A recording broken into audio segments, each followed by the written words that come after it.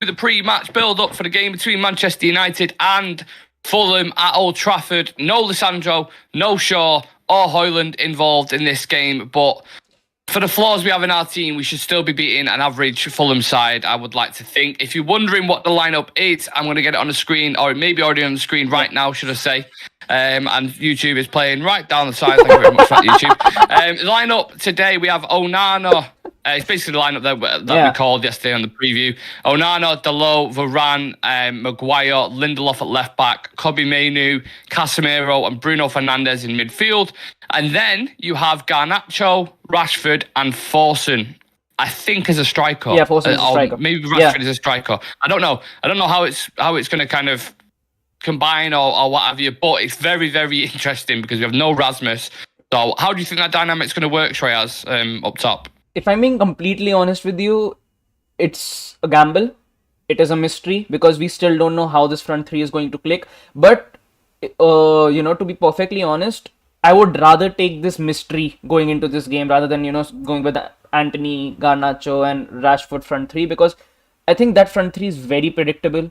All three are, they are very instinctive when it comes to, their decision making around the box. They are not people who are going to lift their heads up. They're going to scan the area around the box and then make a decision. They're not those type of players. So maybe with Forson, at least having that mystery element in your front three, maybe it just works into our favor, because to be perfectly honest, what could be worse? We've seen Rashford play as a number 9, so what could be worse than actually being seeing a performance like Rashford's? Like, maybe Forson drops a performance like what Rashford would drop as a number 9, but it wouldn't hurt as bad because he's still a youngster.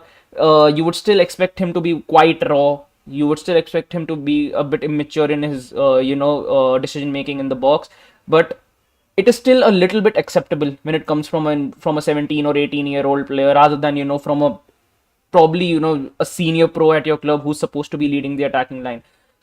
So overall, I think, look, with the kind of injuries that we have, we've suffered in this past few weeks, this is the best that you can actually wish for, because I think Højlund is a very, very devastating blow, because he's probably one of the only players in that forward line, who, when it comes to hold up play, when it comes to build up play, when it comes to pressing, off the ball movement, on the ball movement, the runs he makes, and the kind of form that he just came into since that Villa game, he was in quite a bright streak, I would say. Like, quite genuinely, he was getting assists, he was getting goals, he was forming a very good partnership up top, and it was just going all in our favor, because you could see, like the game against Luton as well, he was the only person who scored in that game, and two fantastic finishes as well, I would say. So it is a big blow for us right now with the kind of games that are coming up, being in a position where we really need to, go on a run of like 10 to 15 games of winning and not losing. So yeah, I think overall this is the best that you can wish for with regard to the injuries we've had. I'd like to get the general consensus of everybody else as well who's joining. Obviously, we've gone live relatively early because we basically knew the team. We called this yesterday in the preview. If you did watch that, we've got Sean, who's a real Red Ultra member, saying Forsum. Yes, please. Not that kind of Forsum. We're on about Forsun, Sun with an N, not with an M. I know you live in Bangkok, Sean, but yeah, we're not talking about that kind of Forsum. This goes to says exciting to see Forsun being given a start. They must train. They must train most days with each other, so hopefully Erik ten Hag knows they can play together. Yeah, that's true. I'm just interested because I've never seen Forson as a striker. I've never seen it. I've always seen him on the wings. So maybe in his academy days, again, if anyone can tell, if anyone's watched him in the early days, I didn't think we was just discussing off camera, like kind of surprised a little bit that he's bounced back, because in pre-season, Shreyas, he didn't really look the part. He got subbed off, didn't he? Yeah, I think there was one game, I think probably it was Dortmund or one fixture where he got subbed off within the first 20 minutes of the game or something like that. And at that point, I thought that, there are only two, sides to this. Maybe Ten Hag does like the player and he actually sees a lot in him and is trying to get a reaction out of him. Or maybe, that Ten Hag just thinks that there is still a lot of development in his game left and he should be loaned out this season. But we never heard any loans for Forson. And other players who probably, I would say, actually got who actually struck the eye a lot more during preseason than Forson, they got sold or they got loaned out. So I just think, I've genuinely not seen a lot from Force, and I've only seen him this preseason. Apart from that, I haven't really even heard his name that much. But it's going to be a tricky one because I think it was the game against Fulham where he came on. He played as a striker. He got the assist for I think for the Menu goal. But apart from it, I think this is probably going to be his best opportunity ever to actually make a name for himself in a United shirt, because I don't think opportunities like this, considering the kind of injury crisis that we've had this season on top of it, these kind of situations don't happen a lot where all your starting strikers are injured. You don't have as many options to even, replace your starting striker in that pitch. Overall, your team is suffering with a lot of injuries, so you don't even have the bench strength to actually, fill in for certain positions just to put a shift in for even like for 45 minutes of the game. So this is going to be his best ever opportunity, and if he manages to score or even, get an assist or just have a decent showing out there today, could do wonders for his career. Well, that's exactly how Marcus Rashford got his start in it. There was a few injuries in the team.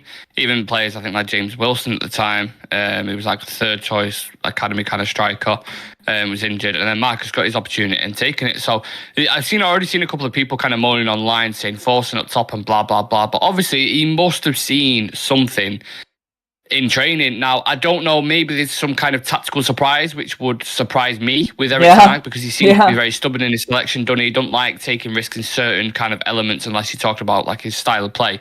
So I don't know if he's going to try and implement some kind of false nine system where the wingers go a little bit more narrow. Like, I'm interested to see, but wherever you look on the pitch, Reyes, we've got three fundamental players missing, haven't we? We've got Luke Shaw, obviously, was missing at left back, so Lindelof's having to play there. Lisandro's missing. Maguire comes in, didn't have a great performance against Luton. So do you think they'll be looking at that left-hand side Fulham and trying to target it? I think they will genuinely be looking to attack that left-hand side as much as they can, because I think Lindelof,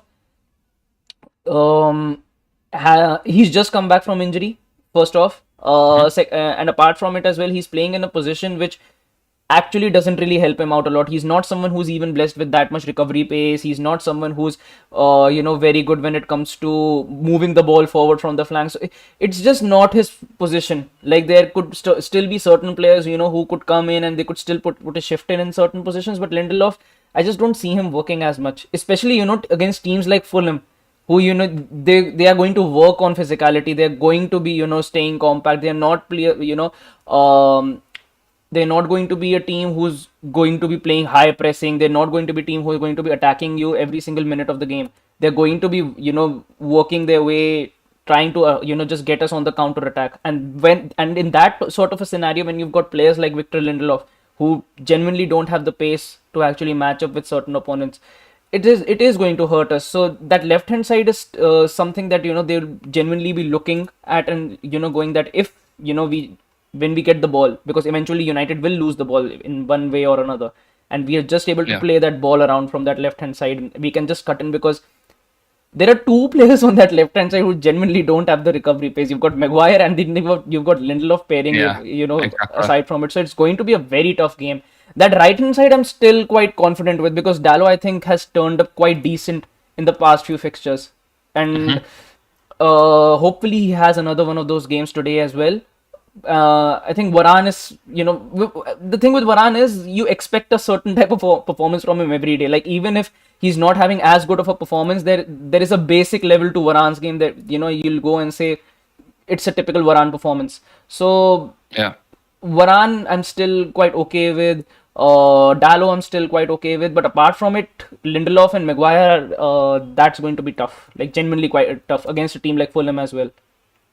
Luckily for us, I mean, their right winger isn't, one of the best. Not like yesterday, like Lionel Messi or anything like that. It's Cordova Reed, which I'm pretty sure we both put below Anthony in the pecking order when we were talking about wingers. So luckily on that side, I'm just worried if Willian starts to drift over there and cause like a couple of problems, that could be an issue. I think, speaking on Anthony as well, I think it's his birthday today. Anthony's? How far?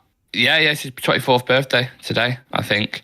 And the early present that he's got off Eric Ten Hag is the fact that he's on the bench, not playing, and completely dropped off. So Yeah, I think it's fascinating because there was a lot of people kind of asking for him to be dropped and asking for him to, he weren't putting, he scored against Newport, I think, didn't he? Apart from Yeah. that, in the last kind of year or so, he's done fuck all. So it's strange, isn't it, to spend that much money on a player, and it's got to a point where Ten Hag's tried being stubborn and consistent with him, and now he can't even get a game at all, kind of.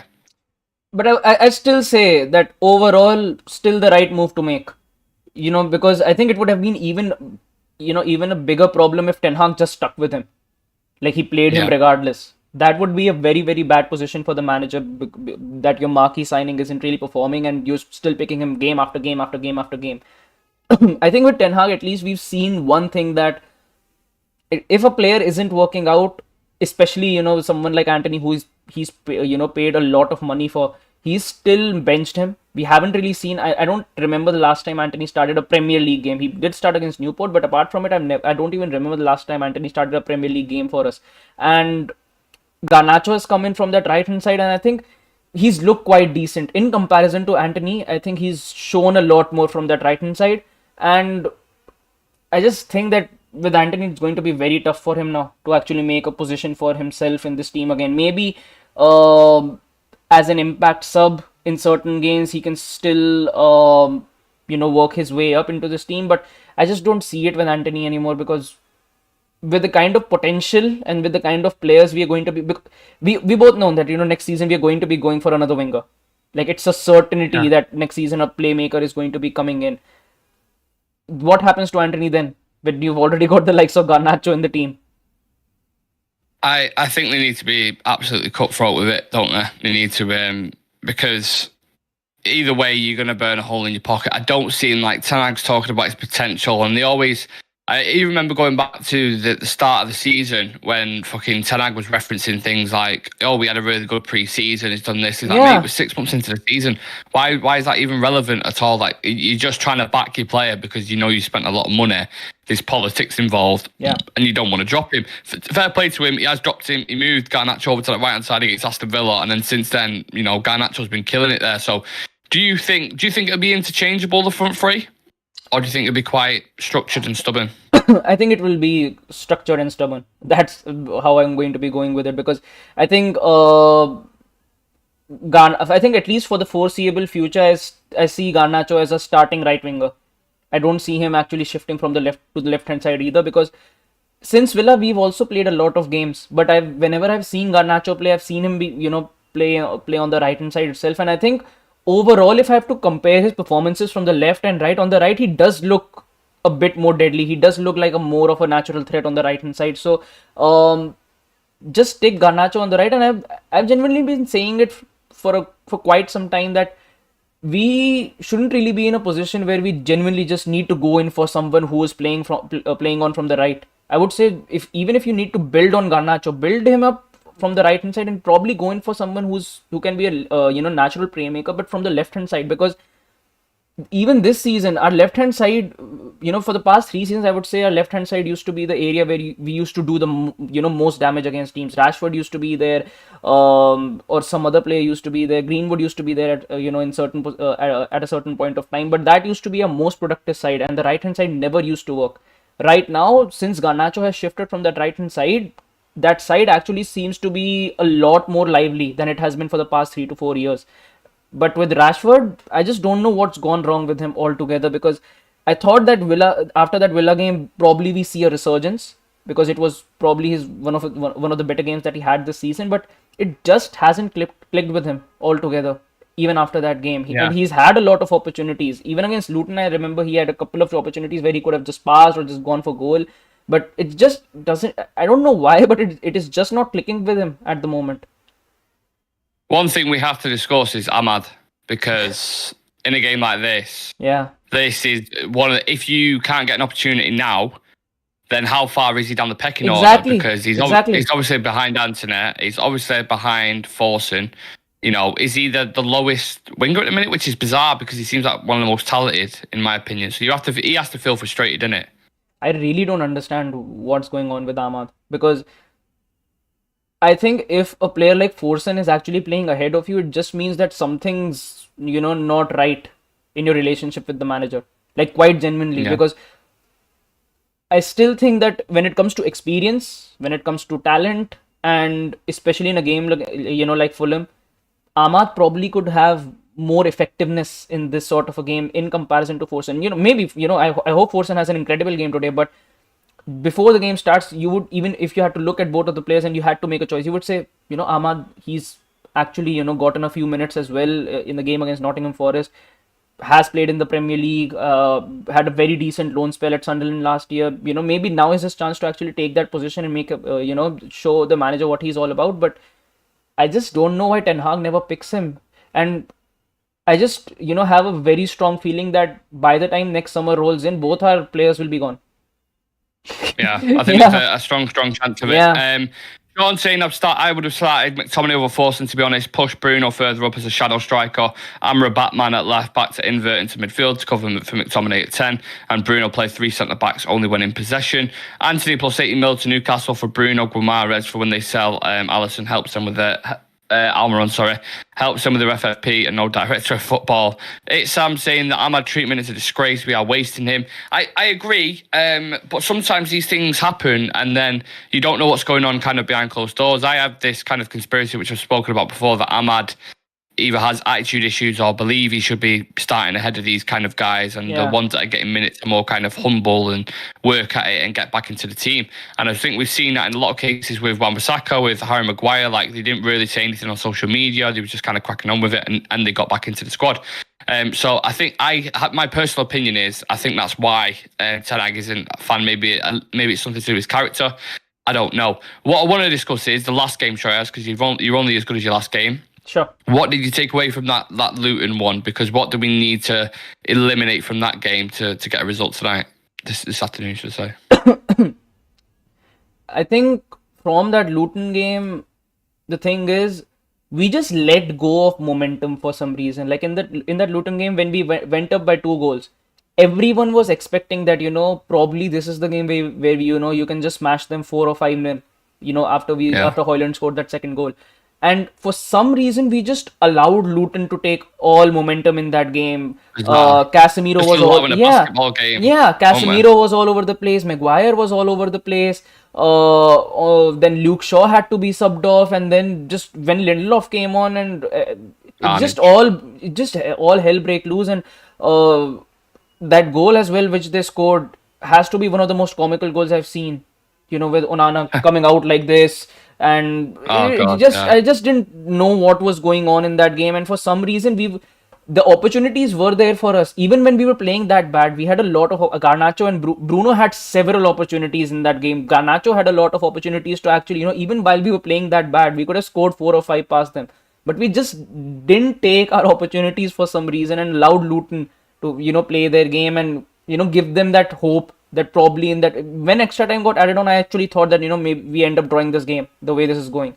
So I think we genuinely need to, when you're up ahead, don't allow the other team to have as much possession as, like teams like Luton Town do, because when they are in possession, they're going to be putting in crosses. They're going to be looking to attack your weak areas a lot more. And right now we have a lot of weak areas on that pitch. So don't allow a team like Fulham to have that. Secondly, don't allow Casemiro to be in, that nervous 1v1 situations or 1v3 situations where he has to make that, those sort of tackles and he just gets booked.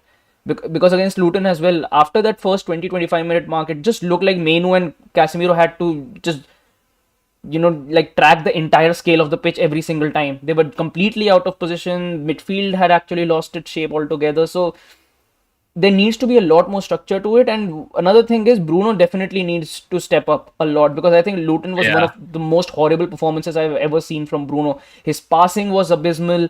For a while though, he's been a bit like... He has been, but I think, but at least he was average. Against Luton, he wasn't even average. Like the way he was playing. Low par. And maybe with Bruno, the thing is, one thing can be said, maybe it has to do with fatigue. With the sort of minutes he plays, with the sort of, work rate and the type of effort he puts on the pitch. Of course... You can't rest him though, can you? We can't rest him. Who'd you bring in? Exactly. That's the question. But if then... Mount was available... if Mount was available, I would genuinely have, bench Bruno for like a couple of games. Just take a rest. Get your head straight and then come back into the team. But and the biggest problem right now, what we have is we are not able to get the best out of Bruno, and that hurts Højlund, that hurts Rashford, that hurts our entire attacking line, and it hurts Bruno a lot as well, because you can just see, on his face as well in that game against Luton Town, he knew he's not able to do what he actually wants to do on that pitch. And one of the strong areas of Bruno's game is, when he has the ball around the box and he's playing near the striker. And he had, he was trying a lot to play our attacking forwards in, but it just wasn't clicking at all in that game. So I hope Bruno steps up from that game. And yeah, but I think just apart from that, all you can do is wish for the best, because you've genuinely not got your best players or even natural players playing in that position on this pitch. Yeah, I'm going to get into some head-to-head facts in a moment. I'm just going to double check my internet connection because it's fucking, I don't know why it's lagging all over the shop, but I'm going to double check that. If we can, could we switch to the other screen? Sure. And we'll go through these kind of head-to-head stats, if you will. Switch. Awesome. Yeah, so I'm going to read out a couple of facts here that we've got. So Manchester United are unbeaten in 16 Premier League games against Fulham since a 3-0 away defeat in 2009. So we haven't been beat away for a long, long time. Fulham's solitary victory in the past 16 visits to Old Trafford was 3-1 in 2003, and the Cottagers took the lead in their league and FA Cup fixtures away to United last season, but lost to both. Do you remember that game? Yeah. Yeah. 3 red cards. And Marco Silva all got fucking crazy. I think Sabitzer scored in that game as well. Yeah, Sabitzer scored from a back heel or something when Shaw, I think, crossed the ball. Was that his first goal? Yeah, first goal for United. Yeah. Yeah. Sorry, I'm just double checking this. Yeah, it's connected to that. I don't know why I'm Wi-Fi. Anyway, yeah. It's a crazy game that I always remember because it was my first watch along on Paddock, and like everything everyone was just like, yeah. Fuck is going on here? It's a crazy game. Yeah, I think Willian got sent off, Mitrovic and their manager got sent off in that game within the space of 2 minutes. Yeah, it's very, very bizarre. Very entertaining and watchable because of what was going on, and we won the game, I think, because of that. It was a pretty tight game beforehand. For us, we've won 5 consecutive matches in all competitions for the first time since January last year. United are unbeaten in their past 26 Premier League games in February, won 17, drawn 9, with their most recent defeat in this month coming 6 years ago. They scored 17 goals in their last 7 league fixtures, having scored just 18 in the previous 18. So I think that's 50 or 60% of our goals have come in the last kind of month or so. Yeah. What do you put that down to? Casemiro coming back, Menu coming back, and finally seeing a midfield of Casemiro, Menu and Bruno. Even though it's not playing, I would say at its best, but it is still more effective than, having McTominay starting games in that midfield. It has actually helped. And apart from that, Garnacho actually getting a stretch of games on that right hand side. Højlund actually kicking into gear as well, making the most of the bare opportunities that he gets into games. And yeah, I just think that right now we are in a good streak. All you can say is that we've beaten some good oppositions as well. Finally gotten an away win in these few fixtures as well against teams who are ahead of us in the table. So it has been a good few games for us. It is just very, very sad that we had to lose players like Martinez and Luke Shaw and Højlund on top of that within the space of just a couple of weeks, because you can just see when Martinez is in this, just take Luke Shaw out of the picture and just see Martinez in this team, and this team plays a completely different style of football altogether whenever he's on the pitch. So it is a bit heartbreaking not to see him. He just came back and then he left, but hopefully we see him again by the time that this season actually ends. With these players out as well, it becomes kind of frantic on the pitch, doesn't it? And I thought that Luton game was a perfect kind of example of that. There's a stat here: 12 United's 14 league wins this season have been by a single goal margin. Do you see the game going the same today? Do you think it'll be close, 2-1, something like that, or do you think United may batter him? I don't see a battering at all. I've never seen a battering with Fulham. Again, don't give us your score prediction. No, yeah. Sure. But I do see it being, the typical scrappy games that United has against certain oppositions. I see it being a repeat of our last game at against Fulham, where Bruno ended up scoring at the last minute. I see it being a similar. Yeah. just because you brought the stat up, that was his only goal in the past 18 league appearances. Yeah. Crazy. Yeah, and I mean, considering, Bruno is the sort of player who used to, score goals for fun. He used to be like, Yeah. there was a time when even if Bruno had the ball outside of the box and he used to take a shot, it used to go in. Like, Yeah. five, A lot. 5 out of his 10 shots used to go in. But Even free kicks. Yeah, A lot. It's yeah, like some, quite it's decent got- of I set remember one against pieces. Liverpool. Yeah. I just don't It's, know I just really don't know what's gone wrong with him, because I know the kind of quality he has. I know the kind of player that he can be, and I also know that the moment it will just genuinely just take him one game. Like the moment he has that one game, he releases that pressure. He has that game. I know he kicks into gear, and he's the sort of he has propelled us to top 4 2 seasons in a row when he came in. So he has a lot of ability in him. It's just I don't know. I really don't know what's maybe it's fatigue, but if it's fatigue, then it's a very bad position for him because we've got no one to cover for him at all. Oh, absolutely agree. Hopefully he has a good performance today because it's been long overdue. Yeah. And I think he might be all right. But we'll see. I think that midfield because it's settled now and relatively balanced with Casemiro, Mainu, and Bruno. That's the area of the pitch because we're lacking in defence a little bit and attack where you expect the control because we have everybody fit and available in that kind of three. So hopefully we will. I want to focus on Fulham a little bit because we've just been speaking United. Obviously managed by Marco Silva. Kind of informed player at the moment. It's that I can't even pronounce his name. Muniz, up top, scored like 4 in his last 5. Starting to slip into relegation a little bit. I mean, they're only 6 points off it. If they lose to United today, they're 3 points, above like an Everton or a Luton, I believe. So they could well easily get dragged into that battle, couldn't they? Yeah, I think Fulham are a team. I think they still started this season quite decent enough. Like, they were still around that mid-table mark, but I think they've been winless in the 5 to 6 games now. They haven't really had a good result, and I think Palhinha is out for this game as well. So that is a major boost for us because Palhinha is someone, when he is on the pitch, he is absolute quality. So not having him in the in their midfield is going to be a big blow for them. Maybe Casemiro and Mainu can capitalize on that factor, and that midfield can actually start clicking a lot more on our half. But yes, I think apart from it, Fulham, they are going to be desperate to actually even getting a point today, because I think any team coming to United right now with the kind of injuries we faced and everything going on in the background, they would say that this is the best time where you can actually get a point off from them. Like you might not get a better opportunity of actually taking points off United. And any team I think right now who is going to be coming up against United, they would be on it. They'll be charged up for it. So I think it will be a tough game.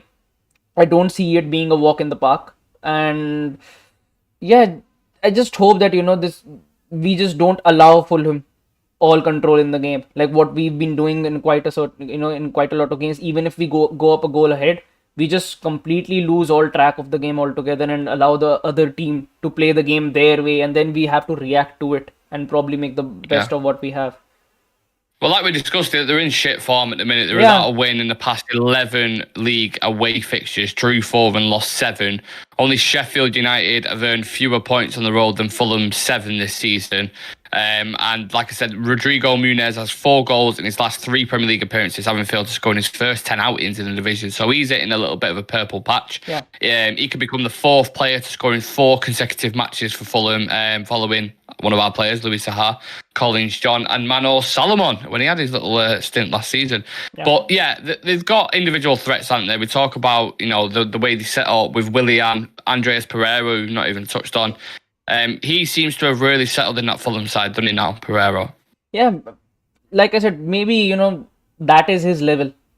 Playing for a team like a Fulham, maybe that is his level. And you see that a lot of times, don't you? That they can't perform at the top club, drop down a little bit, and these because I still think if people say we shouldn't have let go of him, even if he pulled the same performances that he has pulled for Fulham at United, it would still not be good enough. The demands at Manchester United are completely different to what the demands are going to be at a club like a Fulham. And it happens a lot of times. Like it didn't work out for Elanga at United. He's moved to Nottingham Forest, and now it's starting to click up for him. And this happens a lot of times. United is a big name. It is a big club. The expectations are going to be very, very big. Especially if you start off decent in your career or you come in with a lot of hype, you need to be be in a position to bank it up quite soon. Because I think at United, the passage of time to work is quite low. Like at clubs like Fulham, you still get a window that he's just come in. You get a season, you get another season. At United, it's just couple of months, 3 months. If it's not clicking, then you're going to be under tons of pressure altogether. So I just think that he's found his level. Good for him that he's been performing quite decent enough for them. He's become a mainstay in that team as well, and doing quite well in that setup as well. So good for him. Hopefully he doesn't get he hopefully has a terrible outing today. But yeah, apart from it, we've seen this case is not just at United, at other clubs as well. Some players, they just don't work out at these top clubs, and when they do get their moves away to these sort of clubs like a Fulham, Palace, and these sort of clubs, they start to look like a better player. I was looking at the team that Fulham set up with in the last game. I think it was against Aston Villa. Yeah. They had Leno, Castagno, Diop, Ream, Robinson, who I'm a fan of, like their left back. Yeah. Paulinho and Kearney was kind of the pivot in the midfield. And they had De Cordova, Pereira, Willian, and Muniz. I'm just going to double check the side that they've gone with today, because obviously we've just discussed there was a few kind of players missing for them, including Paulinho. A couple of the strikers have got like fucking injuries and stuff. So I want to see who they have gone with. Let's have a look. Oh, so I forgot they had a Wolbe, to be honest with you. I completely forgot. So no Willian. No Willian in the team, which is interesting. No. Leno, Castagno, Tosin, Bassey, Robinson, Reed, Lukic, Wilson, Andreas, Iwobi, and Muniz. I don't know if Willian's injured. Broja is on the bench, who could be a bit of a threat. And they've got Tete, who's a decent. I'm a fan of him as well, and Kearney on the bench as well. Yeah, so Willian is not even on the bench. Willian is injured. Crazy. Yeah. And did you know they're sponsored by AEW? They're sponsored by AEW? Yeah. I'm looking at the Twitter now. At the bottom it says All Elite Wrestling AEW. One of the weirdest kind of crossovers, I would say Fulham and AEW, apparently. But yeah, MJF walks up to the pitch. More? Does that worry you more when I say that team, or less with the players that I mentioned? It worries me a little less because it worries a little less, I would say, because Willian was a player who I thought that maybe they shift him to Lindelof's side, and then he actually can cause a lot of problems, because he's got a little bit of that trickery up his sleeve, and he's good on the ball when it comes to working through tight space, and especially against players who've not got a lot of pace, he can cause a lot of problems. So maybe it could be a blessing in disguise for us, because we've not got a natural fullback actually playing from that left hand side. And looking on that team, I actually think that from the right hand side we can actually hurt them a lot. Like going through their team, not having Paulinho as well, not having Willian and all these guys. Dalot can actually have quite a decent game. Garnacho can actually have quite a decent game. So I think as much as they are going to be banking on attacking our left hand flank, we are going to be looking to attacking that right hand flank. It's just a matter of who is able to break through first. Yeah. A couple of comments from the manager just kind of flooding in now. We got asked about why Omar reinforcing his start, and he said because he deserves it. He has worked hard and he has made progress. When he came on against Wolves and Newport, he had an impact, especially on Kobbie Mainoo's goal from good races, good combinations. That's what we expect. Marcus Rashford's been speaking, saying usually when our fans' energy is high, we have good performances on the pitch. So hopefully this can happen today, but it's up to us to bring the performance levels and show the fans. On his attack, Ten Hag says they have to occupy space, but they can change positions, interchangeable, like we were discussing. Yeah. They know where they have to play, but we will be fluid. We will be unpredictable at times. They are dynamic. They like to take up space. They can be a threat. I'm really interested to see this kind of combinational play, how fluid they're going to be. Marcus can drift into the middle and kind of catch him, get him behind if he isn't caught offside like he always fucking is. Yeah. I think it's a massive, massive opportunity for Forson. I really, really do. Yeah. And if you take these kind of games, especially while someone like Højlund's out for the next 2 to 3 weeks, this is when you nail down your starting position, isn't it? So even if he gets a goal, like it doesn't matter how, even if he just gets a goal, puts him up for quite a big conversation, because Puts him Look, on more than Anthony for the season. yeah. And on top Yeah. of that, I think right now, if Forsen steps up, he has a couple of good games. It would help us in the long run because it cuts down the expenses for us in the next transfer window. Because I Yeah. still think Kobe Minu has saved us 100 million euros. Genuinely, he has saved us 100 million Oh euros yeah. in next transfer window. Yeah. If Dalot is able to keep up on this sort of form that he's been in the past few weeks, he might save us a good chunk of 50 or 60 million euros as well on that right hand flank. Yeah. Left hand side, I think we need to go in for someone. Centre backs, obviously we need to go in for someone, but if Forsen steps up, even if he takes up that backup role, he takes up a spot on the bench, it would actually help us a lot because we all know that even if we have a lot of funds on up our sleeve to actually spend, we need to be spending it in the right directions. So if Absolutely. these youth players can actually turn up, it can actually help us out a lot because it saves us a lot of cash and then probably allows us to work with a lot more freedom in going after certain targets because we still don't know who. I'm genuinely quite excited about the kind of players who we are going to be linked to in the coming transfer window because I think there will be a big shift in the kind of profiles we go for, in the kind of players we go for. So it's really going to be an exciting sort of time that's going to be coming up, and because of that, as many youth players who can step up and perform, it will actually help their careers a lot. What you said about Kobe Manu there saving us 100 million euros, you can argue that Garnacho's probably saved us about 70 million quid on the right hand side, 50 to 70 million quid. Exactly, yes. We've got 4 academy players starting for us today: Rashford, Kobe Manu, Forsen, Garnacho, which is you love to see it in it, especially if you have an impact in the game as well. And I think all of them players could be important today, of course, in the attacking areas. I thought maybe he would have gone with a Cambuala or something at left back, but obviously for whatever reason he seems to trust Lindelof there. There was a debate back and forth. Sam saying he would have preferred to start Amrabat there. I'm not so sure. What would you have gone with if he was in that dressing room today? Who would you have gone for? I would have picked Lindelof as well, considering the situation, because I know Amrabat is more, physical, probably has a bit more pace than Lindelof, but positionally he doesn't have that inkling of a left back. He doesn't have that defensive awareness, and we saw that against Galatasaray as well. He got overexposed, wasn't in the right position. With Lindelof, one thing that I'm quite guaranteed with is he might not be able to offer as much when it comes to the attacking side of things, but defensively he'll be in the right positions. So even if he's not able to contribute as much in the attack, at least we won't be as leaky when it comes to defending. Because I just don't think that Amrabat is that mold of a player who can function as a fullback. Ten Hag tried it, it didn't work. Yeah, and you talk about different team selection stuff here. We've got a start here, which is just fucking mental. 34th different starting lineup this season for Man United, 23rd different back four combination, 13th different forward combination, first time back four started together and same for front three, record with the midfield three, with Kobe, Casemiro, Bruno, 5 wins out of 5.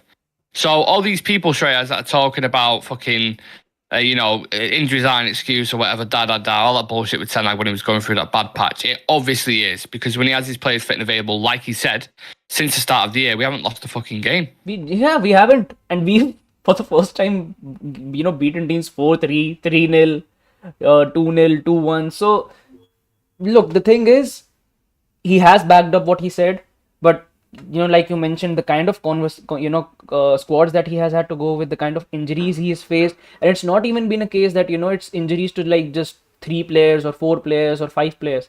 It's 15 players, 16 players, and recurring injuries that they're just not able to come back, and it does take a toll on the squad. And maybe this can genuinely be another factor that actually saves Ten Hag his job. Because he can actually come out and say that when I've had my players, when I've had my strongest 11, I haven't lost even a single game. And when I've lost my most important players in this team, I still at least been able to pull through results. It hasn't been the case that I win every single time, but at least I've still been able to put us up in a conversation for top 4 at least for right now. So it could genuinely save his job, because I think in the past few weeks, the conversation has changed a lot about Ten Hag being the manager next season or not. I think a lot of people have shifted their opinions, and I personally think that there is quite a good chance that Ten Hag will be in the job as well next season, because even the manager market is going to be over flooded next season. Liverpool need a new manager. Bayern are going to be needing a new manager. There are going to be other clubs as well who are going to be shifting managers as well. And I don't want to be in a race with these two clubs going, for managers. So I think Ten Hag might actually save his job with the way things are looking. Yeah, I think so. I think Sir Jim Ratcliffe's going to work with him. Sharindi is in the chat saying if we do not win the next 2 matches, we'll not even be able to go to Europa. Yeah, Europe's massive. We have to, like Ten Hag said, every game's a cup final now. So, yeah, it doesn't matter what game it is. You need to start picking up points and getting draws against the big teams in reality if you want to get Champions League football.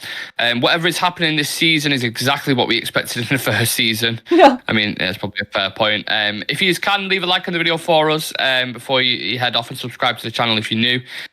Sam saying, who's Collier?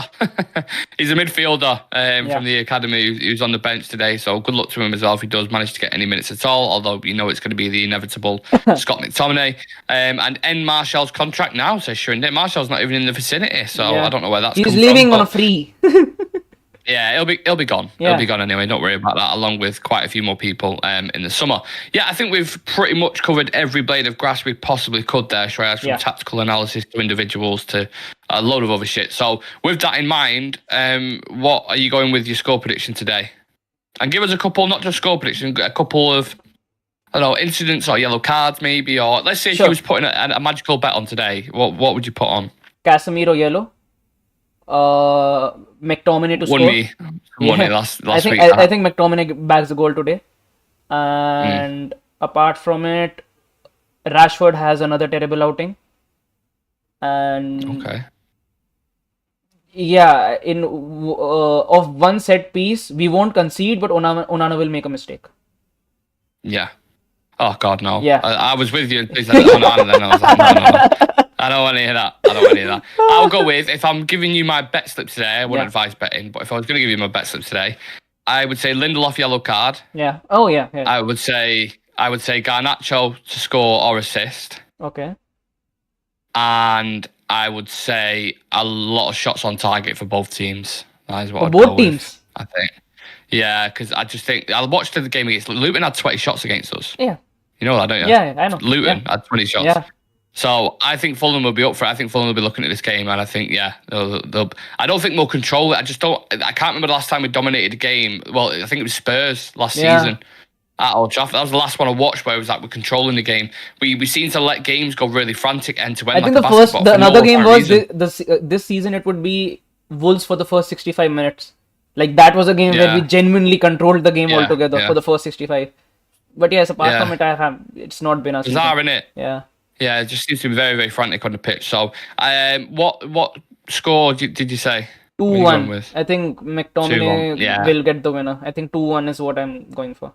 Both teams to score, I definitely see that. I see us conceding. I don't know what it'll come from, but I do. So maybe an Andreas Pereira free kick or something.